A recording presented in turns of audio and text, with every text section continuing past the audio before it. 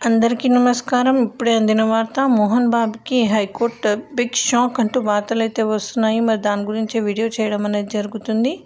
Video skip చేయకుండా చివరి వరకు చూడండి. అలా అయితేనే మీకు పూర్తి ఇన్ఫర్మేషన్ అనేది అందుతుంది. అలానే చాలామంది చూస్తున్నారు కానీ సబ్స్క్రైబ్ చేయడం మర్చిపోతున్నారు. దయచేసి సబ్స్క్రైబ్ చేయండి. సబ్స్క్రైబ్ చేయడంతో నేను చేసే ప్రతి ఒక్క ఇన్ఫర్మేషన్ అనేది మీకు నోటిఫికేషన్ రూపంలో వస్తుంది. అలానే లైక్ చేయండి మర్చిపోకుండా. ఇంకా లేట్ చేయకుండా వివరాల్లోకి వెళ్ళిపోదాం. మోహన్ బాబుకు హైకోర్టులో షాక్ తగిలింది. ముందస్తు బెయిల్ కోసం దాఖలు చేసిన పిటిషన్ను కోర్టు కొట్టేసింది. జర్నలిస్టుపై దాడి కేసులో ఆయనపై కేసు నమోదైన సంగతి తెలిసిందే.